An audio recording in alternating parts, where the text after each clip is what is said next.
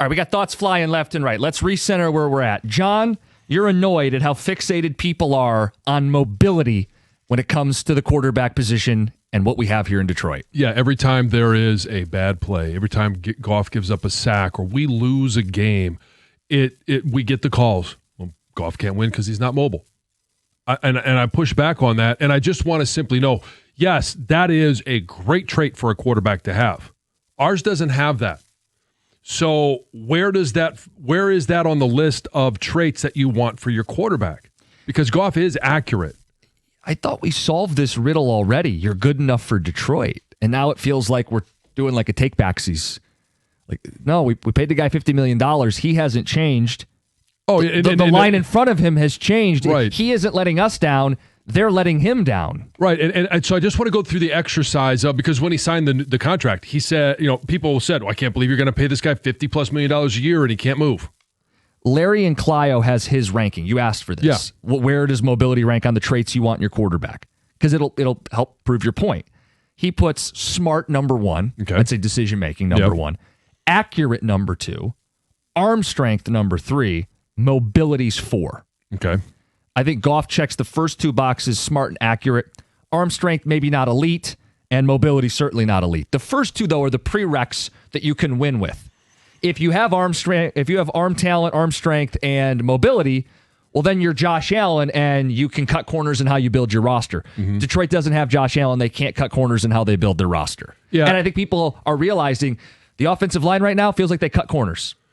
100%. Counting on rookies and unproven dudes and being a year late on some of these picks and development. Cutting corners, you can't do it with Jared Goff. You can be mad at Jared if you want. I get it. He's got the football. It's the easiest thing to do. But this is the same guy that took him to the NFC title game 2 years ago. He hasn't changed. Yep. And I would agree with that texture. Smart, accurate, arm strength. And he put mobility at 4. I would put pocket presence just above mobility.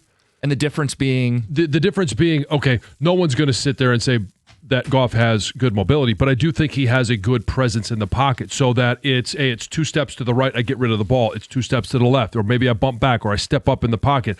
Like, I think he avoids getting his arm hit or getting the ball off because he does have good pocket presence. This text says recognition, number 1, accuracy, including ball placement, number 2, post-snap processing speed, 3rd from Dave. So he didn't even rank mobility. Mac in Ann Arbor says, we're not asking Goff to be mobile. We want some ability to buy time to help out when there's a broken play. Sorry, it's not that guy.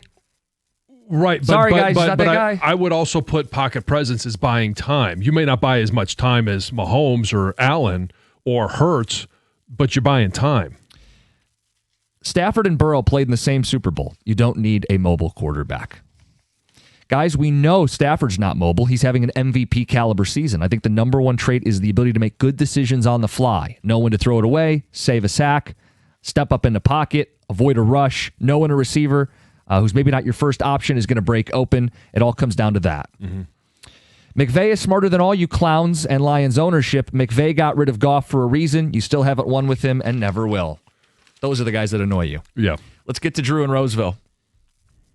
That was the most annoying call I'd ever heard to this morning. That was the last one I needed to hear. I mean, come on. Last year, 2 years ago, we were cheering his name in grocery markets. Now we want to throw him out with the bathwater. And that's, Jimmy, you made my point. I'm sorry I didn't mean to say Go hello. for it, dude. Build on you it. guys, but I wanted to jump right into my thing here. Listen, Jimmy, you made my point. You signed this guy. You know who he is. You know what he needs.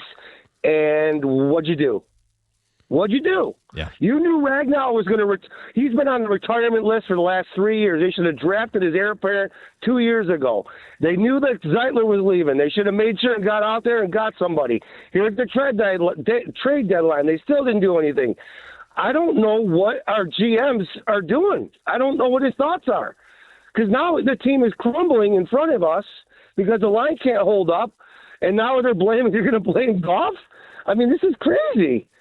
And it's about tomorrow's game. He's going to take his lumps.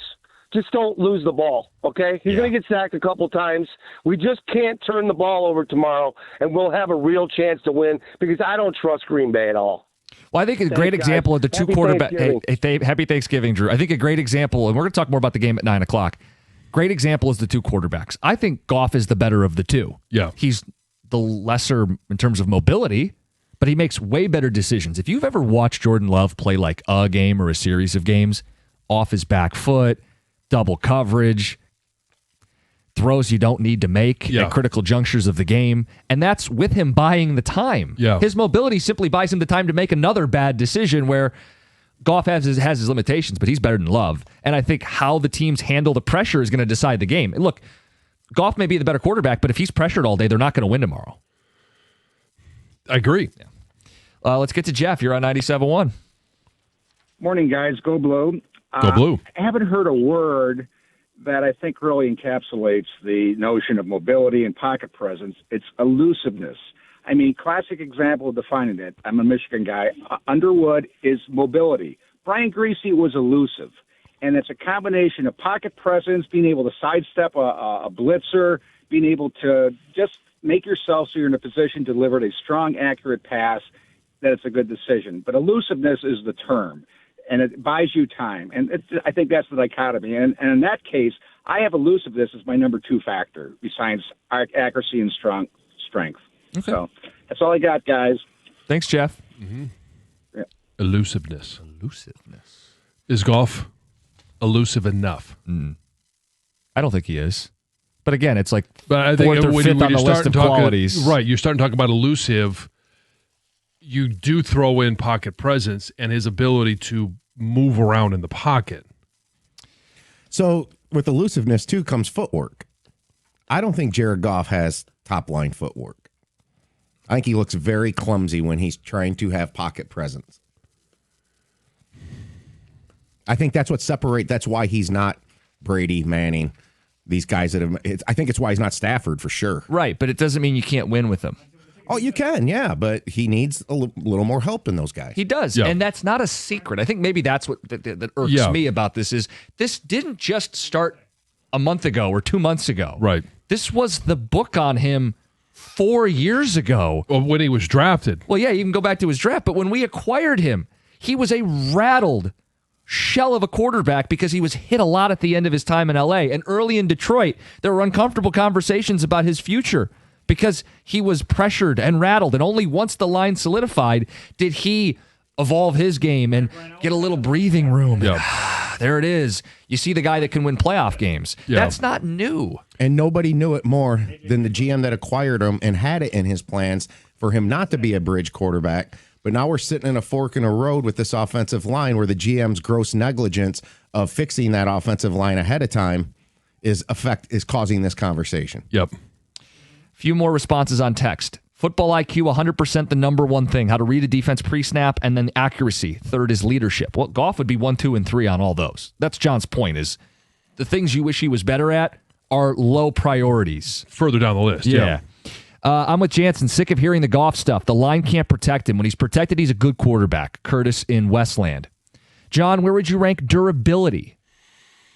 Well, if you're unavailable. It's cliche. The best ability is availability. Yeah. So I look at Joe Burrow. Now, a lot of that is protection issues as well, but he's missed a lot of time because and he's got a lot of those attributes. And I wouldn't say he's the most mobile quarterback, but he does have the ability to get out and move a little bit, yet he can't stay on the field. I don't understand this town. The city tore down an objectively better quarterback in Stafford whenever he did something remotely wrong, but the city will blindly carry the water for Jared even when he underperforms. I truly don't understand the mindset of this town. Well, I understand fans, and when you see the bright, shiny object and you see things that look really nice, you're like, wow, I wish we had that. See, I've been consistent. I didn't hang Stafford out to dry. I always thought he was a victim of a poorly run organization, and I don't think Detroit that's proven to be true. And I don't think Detroit's nearly as poorly run, but they need to protect Jared Goff. Mm-hmm. I mean, these guys would be the victim of the team not doing enough for them. They are who they are, and you can win with them. Mm-hmm. It's 97-1.